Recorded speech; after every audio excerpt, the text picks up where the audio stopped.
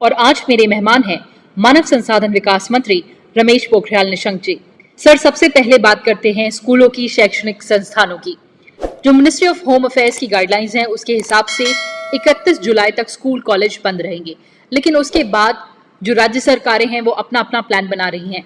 लेकिन जब कभी भी स्कूल खुलेंगे, शैक्षणिक संस्थान खुलेंगे, किस तरह से सेफ्टी का ध्यान रखा जाएगा, सोशल डिस्टेंसिंग को ध्यान में रखते हुए?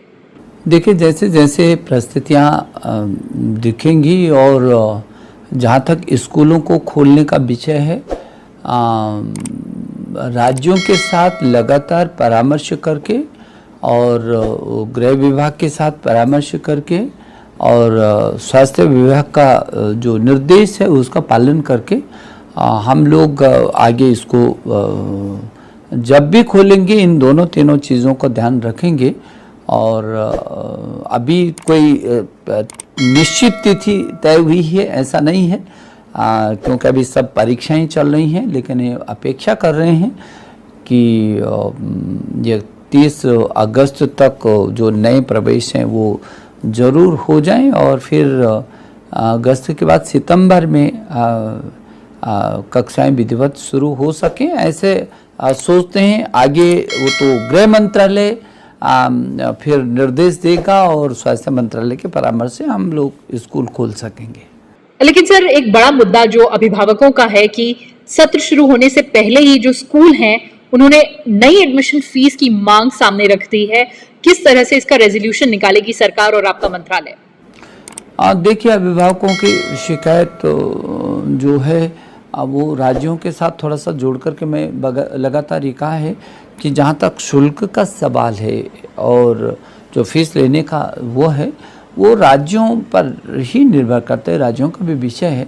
इसलिए मैंने लगातार, जब पीछे के दिनों में भी हुआ, एक तो अध्यापक बोलते थे कि उनको वेतन नहीं मिल रहा है, तो प्रबंधन कहते थे कि उनका शुल्क नहीं आ रहा है, उधर विभाग कहते थे कि पढ़ाई तो हो नहीं रही है तो फिर किस बात का शुल्क है।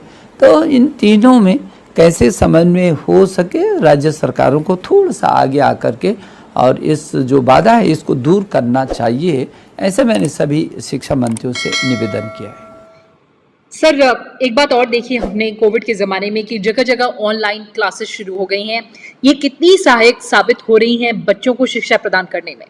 देखिए, ऑनलाइन लर्निंग हमारी व्यवस्था है कि हमको ऑनलाइन पढ़ाना पड़ा और हम सोच भी नहीं सकते, दुनिया में किसको पता था कि ऐसा हो जाएगा? ना दुनिया को पता था, ना देश को पता था, ना अभिभावक को पता था, ना छात्र को, ना हमको। लेकिन ऐसी परिस्थितियाँ आई और ऐसी परिस्थितियाँ आई कि लोग घर से बाहर नहीं निकल सकते, उनकी सुरक्षा का विषय था। और ऐसी स्थिति में 1 सप्ताह हो, 2 सप्ताह हो, लेकिन महीने हों, 1.5 महीने हों, 2 महीने हों और उससे ज़्यादा अवधि का हो, तो फिर वो जो छात्र जिसको गतिशील रहता है जो उसको यदि हम ऑनलाइन पर नहीं लाते तो क्या स्थिति पैदा होती है, आप समझ सकते हैं इस बात को।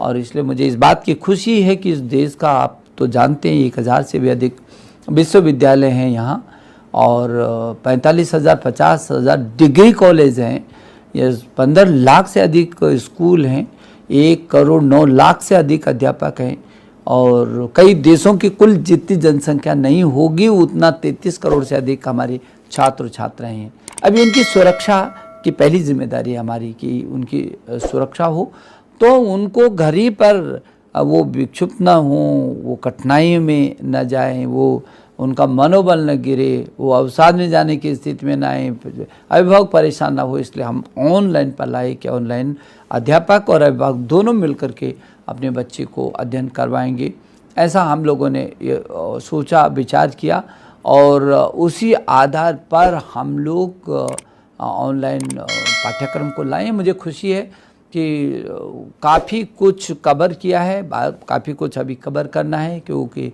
हमारा टारगेट अंतिम छात्र तक पहुंचने का है। लेकिन ऑनलाइन तो हमारी व्यवस्था है। तो